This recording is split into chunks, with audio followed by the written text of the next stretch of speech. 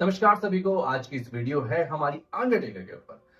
Mark William कालावे, जिनको हम Undertaker, भाई मौत का सौदागर, कितने कितने नाम हैं। बचपन में तो हमारे को मतलब कह सकते थे कितने हमने नाम रखे थे, अभी तो मुझे याद भी नहीं आ रहे हैं। बट एक जिसने भी थोड़ा बहुत डब्ल्यूडब्ल्यू को देखा, जिसने थोड़ा बहुत डब्ल्यूडब्ल्यू के बारे में बताया, जो भी जिसने भी थोड़ा बहुत ए टू जेड पढ़ा है ना डब्ल्यूडब्ल्यू का, ठीक एक इक्की दुक्की बातें, तो वो अंडरटेकर को जरूर जानता होगा। अंडरटेकर जैसा नाम, अंडरटेकर जैसा एक बड़ा नाम, अंडरटेकर जैसी एक इमेज उसके दिमाग में जरूर होगी कि हाँ, अंडरटेकर कौन है।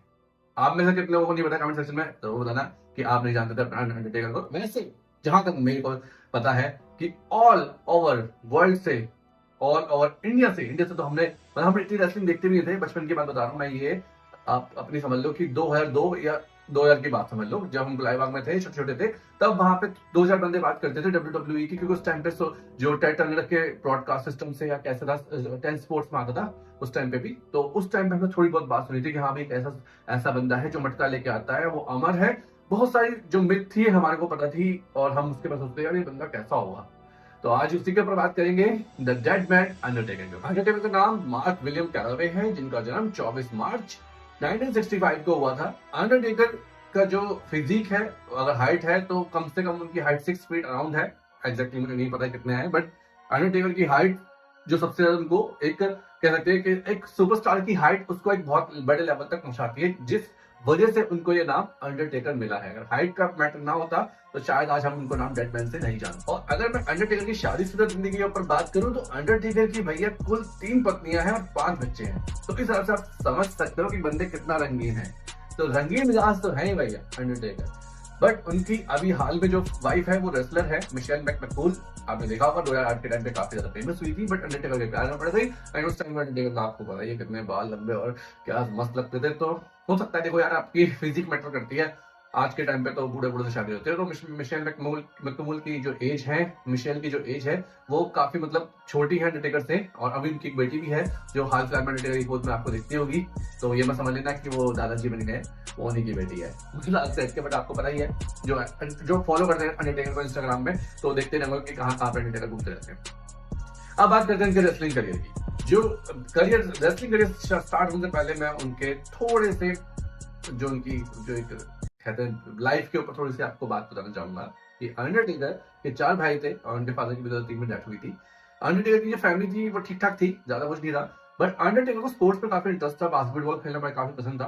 उन्होंने जब अपनी ग्रेजुएशन कर रहे थे तो बास्केटबॉल के वो एक अच्छे खासे जो मतलब कोच कह सकते हैं, अच्छे खासे प्रो प्लेयर हुआ करते थे। इसके चलते उन्होंने जो वो डिग्री लेते वो भी ड्रॉप कर दी। उन्होंने कहा भाई मुझे अपना करियर स्पोर्ट्स में बनाना है। बट धीरे धीरे करते करते कन्वर्टेबल होते होते उनको ये एहसास हो गया कि भाई मुझे अब प्रोफेशनल रेसलर बनना है। और जो बंदा ठान ले कि उसे प्रोफेशनल रेसलर बनना है तो वो उसको तो कोई भी नहीं रोक सकता ना। तो अंडरटेकर ने रेसलिंग स्टार्ट करी 1986 से और पहला मैच लड़ा अपने 1987 में। उस टाइम पे कंपनी थी WCCW। तो आप कहोगे WCW अलग है, WCW अलग है, बिल्कुल अलग है भाई। WCCW अलग है, वर्ल्ड क्लास रेसलिंग करके नाम था उसका। और WCW का आपको बताइए टेड टर्नर की कंपनी थी। हालांकि कंपनी 1990 में डिफरेंट हो गई थी, इसके ऊपर हम बाद में बात करेंगे। कभी अगर आप बोलोगे तो इसके ऊपर एक सिंपल हम टॉपिक के ऊपर वीडियो बना लेंगे। तो अंडरटेकर ने यहाँ पे अपनी पहली रेसलिंग लड़ी, बट अंडरटेकर को यहाँ से कुछ खासा बेनिफिट नहीं हुआ। यहाँ पे इनकी लड़ाई स्टिंग से भी हुई थी, जिन बंदों को नहीं पता था कि अंडरटेकर और स्टिंग कभी आपस में भिड़े ही लिया। ये भिड़े थे, यहाँ पे भिड़े थे, बट यहाँ पे उस टाइम पे स्टिंग का भी करियर कुछ खासा नहीं था। ना वो स्टिंग बने हुए थे, ना अंडरटेकर बने हुए थे। स्टार्ट होता है जब अंडरटेकर ज्वाइन होते हैं WWF में। उस टाइम पे WWF नाम होता है, ठीक है। अंडरटेकर ज्वाइन होता है 1990 में एज अ रेसलर, उनको रखा होता है। उस टाइम पे उनका नाम भी अंडरटेकर ने रखा होता है। तो उस टाइम पे उनको नॉर्मल मैचेस बुलाए जाते हैं। एंड विंस मैकमैन उस टाइम पे क्रिएटिव माइंड सेट करके चीजें चला रहे होते हैं। विंस मैकमैन बहुत सारे एक्सपेरिमेंट कर रहे थे उस टाइम पे। आपने देखा होगा गार्बेज मैन। जब से यहाँ पर विंस मैकमैन को एक अपने फादर से डायरेक्शन मिली थी, वो काफी सारी चीजें यूनिक कर रहे थे जिससे लोगों को समझ में आए। वो एक तरह से ऑडियंस को समझने की कोशिश कर रहे थे। तो उस टाइम पे उनके दिमाग में ख्याल आया, एक उन्होंने स्टोरी बनाई और एक ऐसी एक थीम बनाई जो अंडरटेकर को बहुत ज्यादा आगे ले। बट इन सब की शुरुआत में भी थोड़ा बहुत दिक्कत है। आपको पता है कि इस टाइम पे विंस मैकमैन ने अभी अंडरटेकर कैरेक्टर डेवलप तो किया था, बट इससे पहले जो अंडरटेकर जो अपने मार्क है भैया हैं, उन्होंने कई बार अप्रोच किया विंस मैकमैन को कि भैया उनको भी एक स्टोरी का पार्ट अच्छा मिलना चाहिए। क्योंकि उस टाइम पर आपको याद होगा 1989 90s के टाइम पर हल्क होगन जैसे सुपरस्टार और हल्क होगन हो गए, माचो मैन रैंडी हो गए, और अपने अल्टीमेट वॉरियर हो गए, ऐसे ऐसे सुपरस्टार को डब्ल्यूडब्ल्यूई ज्यादा अच्छा दिखाती थी। आप इनके मैचेस भी देखो रेसलमेनिया करके। तो यहाँ पे विंस मैकमैन उनसे इतना मतलब नहीं समझ में आती थी चीजें ना, तो वो WCW भी ज्वाइन हो जाते हैं। WCW में इनके मैचेस होते हैं, ज्यादा कुछ चल नहीं पाती, कंपनी कुछ खास नहीं हो रही होती है, फिर वो न्यू जापान प्रो भी जाते हैं। फिर लेटर एक ऑन को अप्रोच करता है, एक बंदन को अप्रोच करता है कि ओल्ड बेस्ट अंडरटेकर, एक पोर्ट्रेट चाइल्ड करके उनको स्टोरी से समझाता है। एंड अंडरटेकर की ये स्टोरी शायद विंस मैकमैन, जैसे हम बता रहे थे, जिन्होंने क्रिएट किया, उनको ये समझ में आ गया यार ये एक मेरा दुख का पत्ता रहने वाला है, इसकी स्टोरी लंबी करनी पड़ेगी, इसके लिए और काम करना पड़ेगा, जिसके लिए विंस मैकमैन काम भी करते हैं। 1990s की सर्वाइवर सीरीज में अंडरटेकर का डेब्यू दिखाया जाता है, जो खतरनाक डेब्यूट्स में टेड डियाबेस जो $1 मिलियन मैन होते हैं, उनको भी इसमें शामिल किया जाता है। और अंडरटेकर का कैरेक्टर दिन प्रतिदिन मतलब इतना पॉपुलर हो जाता है कि अंडरटेकर को एक मैनेजर भी मिलते हैं, जिसको आपको पता है, पॉल बेयर, जिनको हम प्यार से चटकोला अंकल ही बोलते हैं। काफी ज्यादा मोटे थे और उनकी स्टोरी हम अलग कवर करेंगे। बट अंडरटेकर को एज अ मैनेजर, जैसे आज के टाइम पे अगर आपने करंट रेसलिंग फॉलो करते हैं, तो विदाउट पॉल हेमन रोमन का आपको लगता है कि कुछ नहीं हो सकता, एज अ पहले हमें लगता था विदाउट ब्रॉक लेसनर का इनका कुछ नहीं हो सकता, क्योंकि ब्रॉक लेसनर को भी वो पहले मैनेज कर चुके हैं। बट मैनेजर का रोल कितना इंपॉर्टेंट है ये हमें सिखाया प्रिंस पिंगल, मतलब अपने पॉल बेयर ने, क्योंकि वो बहुत मैनेज के साथ साथ अंडरटेकर के कैरेक्टर को वो जितना एडवांस करते थे, मतलब वो एक चिल्ला के वो एक मतलब मैं तो वो निकाल सकता वॉइस, बट वो जो एक वो अपना कलश लेके आते थे और वो तो खड़ा कर देते थे ऐसे, और भाई मतलब अगर आपने वो चीज देखी है ना, आपने विटनेस करी, तो आप कमेंट सेक्शन में जरूर लिखोगे कि हाँ भाई ये पॉल बेयर जैसा बंदा शायद कोई नहीं हो सकता, क्योंकि वो इस हिसाब से परफॉर्म करते थे और वो बिल्कुल कैरेक्टर में घुस जाते थे, बिल्कुल मेकअप लगा के एकदम वो सारी चीजें। अगर आपको उनके थोड़े बहुत मैं क्लिप्स आपके आगे रख देता हूँ, तो आप कहोगे कि यार ये क्या है, मतलब ये भी चीजें हैं। अगर मैं क्लिप्स आपके आगे रख रहा हूँ, आप खुद देख के बताना कि भाई ये चीज कोई कर सकता है, तो बताओ। ये तो पॉल हेमन भी नहीं कर सकते जितना हुआ। पॉल हेमन, मैं मजाक नहीं कर रहा, अच्छे हैं मैनेजर, बट जिस हिसाब से अपने पॉल बेयर कर सकते हैं, no one can replace him, ठीक है, लेजेंड मेरे लिए तो उनको मैच कर रहे थे। फिर अंडरटेकर कैरेक्टर में डेवलपमेंट दिखाई गई, उनका भाई आ गया, जिसमें स्टोरी बताई गई कि पॉल बेयर का फादर है, ऐसे करके चीजों को मैनेज किया गया। और फिर केन का हमने कैरेक्टर देखा, उसके ऊपर हम बात नहीं कर रहे। फिर अंडरटेकर उनकी फीडिंग दिखाई गई, फिर ब्रदर ऑफ डिस्ट्रक्शन करके हमें एक टीम दिखाई गई। करते करते अंडरटेकर को WWE ने काफी अच्छे तरीके से यूज किया। अब मैचेस के ऊपर बात नहीं है, क्योंकि हम इससे यहाँ पे अंडरटेकर के ऊपर बात कर रहे हैं। मैं सिर्फ एक चीज कहना चाहूंगा, जो अपने अंडरटेकर थे वो विंस के लिए काफी ज्यादा लॉयल थे। कुछ क्लिप्स भी देखोगे तो वो बोलते हैं कि ही इज माय मतलब बॉस, एंड जो मुझसे कहते हैं वो मैं करता हूँ, चाहे वो जो मर्जी बोले। तो ऐसी जो विंस मैकमैन है वो रोने लग गए थे, मतलब उनके आंसू आ गए थे जब अंडरटेकर के बारे में उनसे पूछा कि अंडरटेकर आपका क्या रिश्ता है। क्योंकि अगर आपने WCW को थोड़ा भी अगर आपने 1996 की रेसलिंग को थोड़ा बहुत भी देखा है ना, तो एक टाइम ऐसा आ गया था ना कि WWE बंद हो जाती, शटर डाउन था। विंस मैकमैन बोलते मुझे सिर्फ एक ही बंदे पर भरोसा था, वो था अंडरटेकर, क्योंकि उसको इतना डेवलप किया होता है। और टेड टर्नर ने पता क्या बोला था? टेड टर्नर ने बोला था मुझे चाहिए अंडरटेकर, जितने मांगे, जितने पैसे मांगे दे दो, ब्लैंक चेक दे देता। और भाई एरिक बिशॉफ कहता है मैं शॉक हो गया, मैं कहा यार मतलब अंडरटेकर के लिए वो कुछ भी देने को तैयार था बंदा। मतलब उसने तोड़े, हल्क होगन तोड़ा, माचो मैन रैंडी तोड़े, केविन नैश, स्कॉट हॉल, बड़े WWE के धुरंधर तोड़ डाले बंदे ने पैसों से, पर वो अंडरटेकर को नहीं खरीद पाया। अंडरटेकर ने कहा दी भाई मैं अपने बॉस के साथ हूँ। और एक क्लिप दिखाऊंगा जिसमें अंडरटेकर खुद बोल रहे थे कि भाई तेरे सारे बंदे छोड़ के चले गए, बट मैं यहाँ पे स्टिल खड़ा हूँ, मुझे वो रिस्पेक्ट चाहिए।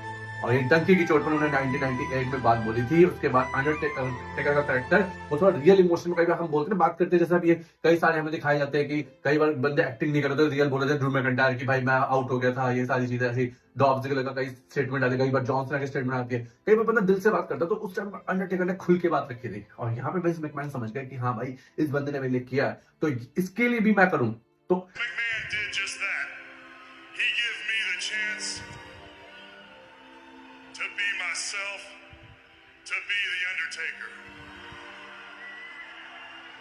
I stayed by his side, even after all his hand-chosen favorites left town for greener pastures, more money. I stayed here. आपने देखा होगा कि 2000 से लेके 2000 जितने भी, जब तक वो रिटायर नहीं हुए थे, अंडरटेकर से बहुत कम टेलीविजन, मतलब बहुत कम चैनलाइज किए जाते थे, और जब करते थे तो भाई साहब मतलब पीक पे रहते थे। मतलब कौन एक सुपरस्टार को पूरे साल भर सैलरी देगा कि आपको सिर्फ पूरे साल में सिर्फ 4 दिन आना है, या आपको पूरे साल में सिर्फ 1 महीना आना है, पूरी तनख्वाह देते थे विंस मैकमैन।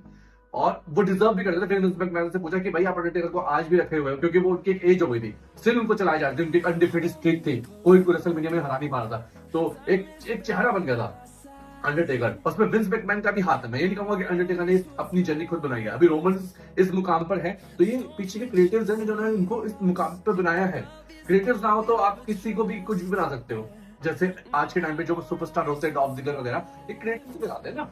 क्रिएटिव जब पीछे जो डायरेक्शन चल रही होती है विंस मैकमैन की, अब तो है नहीं, तो हम उस पर बात नहीं कर सकते विंस मैकमैन की, पर ये सारी चीजें उसी तरह से मैनेज होती है। तो कहने का मतलब ये है कि उस टाइम पर विंस मैकमैन को अच्छा पे आउट देने थे, और सबसे बड़ी चीज थी कि लॉयल थे। अगर अंडरटेकर चले जाते WCW तो शायद WWE खत्म भी हो गया। हम इसके बारे में बात भी नहीं कर रहे थे, हम कहते हैं हाँ यार, एक अच्छी रेसलिंग थी और एक टर्टल नाम का बंदा था जिसने सारे सुपरस्टार खरीद लिए और गेम अपने नाम पे कर लिया, क्योंकि उस टाइम पे स्टिंग बहुत अच्छा कर रहे थे, और WCW के पास ऐसे ऐसे सुपरस्टार थे कि अगर अंडरटेकर यहाँ आ जाते ना तो पूरी गेम खत्म थी वहां पे। उस टाइम पे कौन था?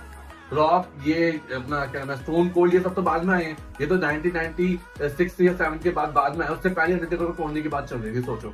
तो इतना विंस मैकमैन कर ही नहीं पाते, बट अंडरटेकर था, तो धीरे धीरे करके उसकी स्टोरी लाइन जैसे बनाई, केन वगैरह की स्टोरी बना के वो उन्होंने WCW को हरा दिया और उनसे वो पूरी कंपनी खरीद ली। फिर धीरे धीरे करते करते एक ऐसा मूवमेंट आता है कि अंडरटेकर की अनडिफिटेड स्ट्रीक को भी तोड़ दिया जाता है, जहां पे अंडरटेकर खुद बोलते हैं कि मुझे चाहिए ब्रॉक लेसनर जो मेरी अनडिफिटेड स्ट्रीक तोड़े। एंड ब्रॉक लेसनर को बखूबी निभाते हैं, हालांकि काफी भू और फेम भी पाते हैं, बट वो अंडरटेकर के अनडिफिटेड स्ट्रीक तोड़ देते हैं। एंड धीरे धीरे करते करते करते करते एक मुकाम ऐसा आता है कि अंडरटेकर बोलते हैं कि भाई मैं लड़ना तो चाहता हूँ, बट मेरा शरीर साथ नहीं दे रहा है, क्योंकि वो बहुत ओवर एज पे लड़ रहे होते हैं। उनकी रेसलिंग स्किल आपने देखा होगा, अभी उनका जो एक मैच होता है गोल्डबर्ग वर्सेस अंडरटेकर के बीच में, जो सऊदी में होता है, वहां पर अंडरटेकर बोलते हैं कि भाई मैं मरते मरते रह गया था, क्योंकि गोल्डबर्ग का वो जैक हैमर वो बिल्कुल सर के तरफ ही लगता था, सर के तरफ ही गिरते ना तो शायद गेम खत्म था। और शायद वो कहते मैं अपनी बेटी को शायद मतलब मैं अपना अनाथ बना देता अपनी बेटी को, क्योंकि मैं ही नहीं रहता तो फिर मेरी बेटी का क्या होता। और उसके बाद अंडरटेकर को समझ में आ गया कि भाई अब शायद ब्रेक लेना पड़ेगा, हर टाइम जिंदगी में रेसलिंग करना ही जरूरी नहीं है। एंड फाइनली उनको रिटायर कर दिया जाता है, जहां पर रैंडी ऑर्टन भी होते हैं, सारे सुपरस्टार। अभी भी अंडरटेकर को बीच बीच में दिखाया जाता है, वो आए थे ब्रे व्हाइट के उसमें, काफी कान पे कुछ कह के चले गए थे। तो अंडरटेकर का कैरेक्टर काफी अच्छा रहा और WWE ने उनको काफी अच्छे तरीके से यूज भी किया और उन्होंने निभाया भी। अगर आपको इसके ऊपर रेसलिंग के ऊपर डेडिकेटेड वीडियो चाहिए कि कैसे कैसे स्टार्ट हुई जर्नी, तो वीडियो बहुत लंबा होगा, बट अगर आप लोग कमेंट सेक्शन में बताओ, अगर ज्यादा कमेंट करोगे तो मैं बना दूंगा, उसमें कोई दिक्कत नहीं है, क्योंकि इसके लिए टाइम लगता है, काफी सारी चीजें मुझे यहाँ पे मैनेज करनी पड़ती है। तो कैसी लगी आपको ये वीडियो जरूर बताना, चैनल को सब्सक्राइब कर लेना। ये टाइप का कंटेंट बड़े मुश्किल से बनाता हूँ यार, वो बहुत टाइम लगता है सबको बनाने में, तो एडिटिंग वगैरह में भी। तो मिलता है अगले वीडियो में, टिल देन बाय, जय श्री राम।